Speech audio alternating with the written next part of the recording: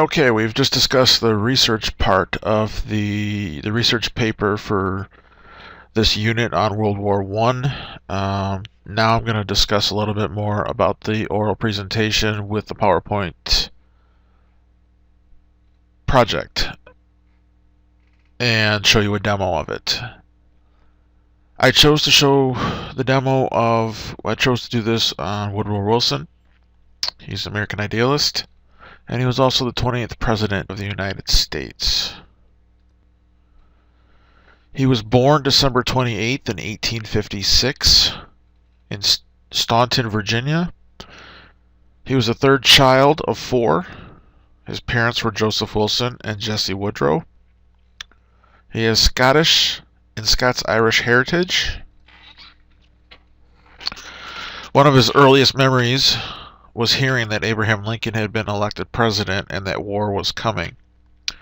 His family owned slaves.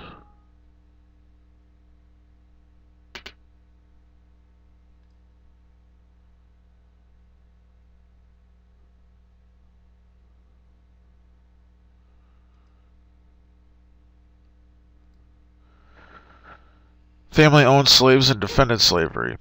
When push came to shove, his family ended up siding with the Confederacy. His father was a founding member of the Southern Presbyterian Church.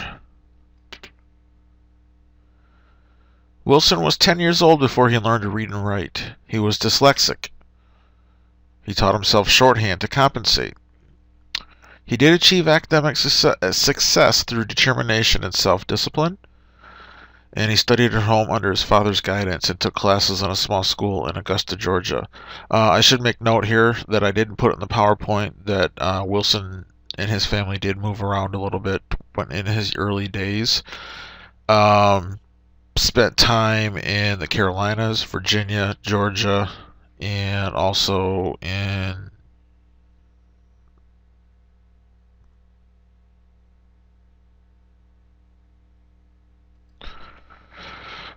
he attended Davidson College from 1873 to 1874. He then transferred to Princeton after his father took a teaching position at the university.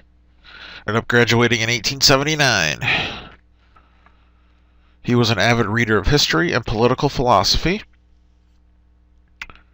He was active in the American Whig Clio Society, which is a literary and debating society. He served as a speaker of the Whig Party. He wrote a lot while he was there. He attended law school at the University of Virginia for a year in 1879. Because of bad health, he had to withdraw from the University of Virginia, and he went home to Wilmington, North Carolina, where he continued his studies. He went on to obtain his law degree and practiced for a short time thereafter.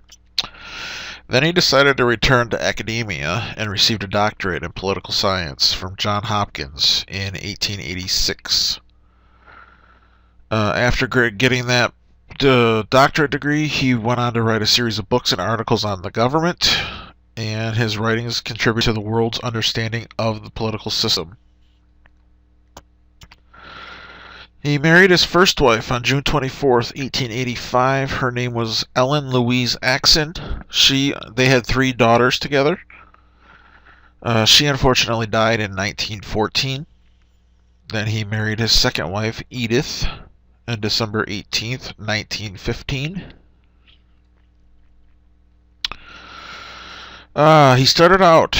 He went on to teaching after he graduated got his doctorate from Johns Hopkins. Started out teaching at, Bryan Mare in Westland. He then moved on in 1890 to start teaching at Princeton. He was appointed president of Princeton University in 1902.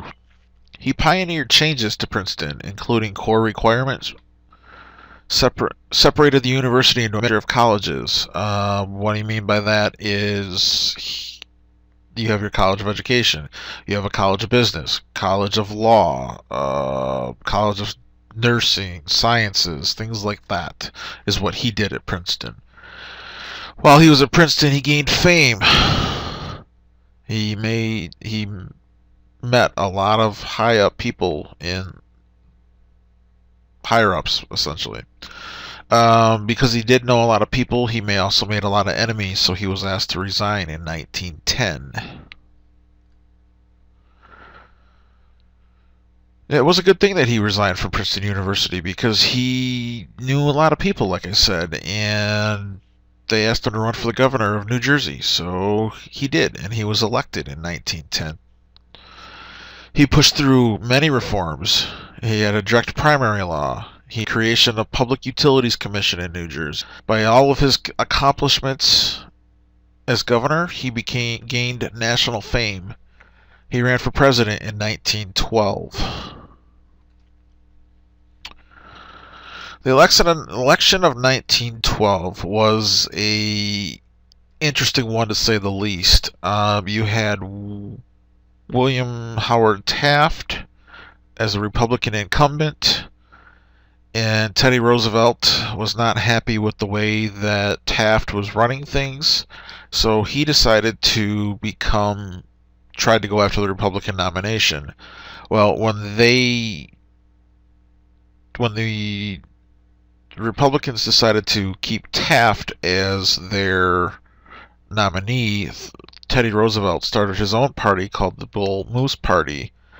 And in essence, with doing that, Wilson, as the Democratic candidate, actually won the election, because with the two Republicans running on separate tickets, essentially that split the Republican vote, and that put Wilson in. Wilson's first term as president, he had the Underwood Act that lowered tariffs that business had kept high. He imposed the nation's first graduated income tax. You had the Federal Reserve Act of 1913.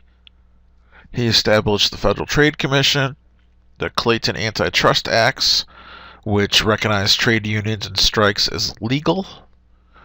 And you had the landmark Adamson Act, which mandated railroad workers an 8-hour workday and paved the way to the extension of the right to all labor. Unfortunately, in 1914, World War I breaks out, which you have already read about. And you've also learned that we, as the United States, stayed neutral. 1915, Germany sunk the Lusitania. Wilson remained neutral, but he gave stern warnings. 1916, Pancho Villa raided New Mexico. Wilson decided to send General Pershing chasing after him into Mexico. But because of that, Mexico threatened war. So Wilson called General Pershing off at the last minute to avoid a war with Mexico. By this time, a re-election was coming up, and Wilson decided to run on the slogan, "He kept us out of war." The election was a very close one, and the outcome was in question for many days. But he was ultimately re-elected in November of 1916. Early on in 1917, probably right after he was inaugurated, Germany declared that they would conduct unrestricted submarine warfare by attacking American ships. Wilson had had enough, and he finally decided to declare war on Germany on April 6, 1917.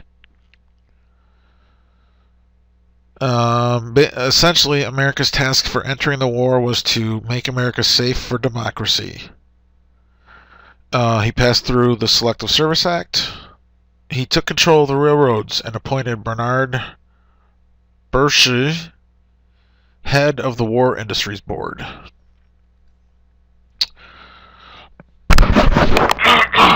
Excuse me. January 8th, 1918, he proclaimed his 14 points. They included an extraordinary precedent. It was an extraordinary precedent document, mandated freedom of the seas, an arms reduction, an end to any secret treaties, and this Wilson, he really wanted this, a League of Nations to settle any future disputes. He had the Espionage Act of 1917, the Sedition Act in 1918. I found this interesting. He was the first president in office to visit the Pope while in office, the first president to travel to Europe while in office. And he intended the 14 points as a mean toward ending the war and achieving peace for all nations. Whoops.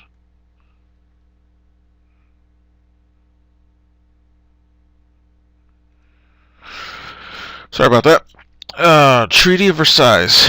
This ended the state of war between Germany and the Allied powers. It was signed on June 28th, 1919.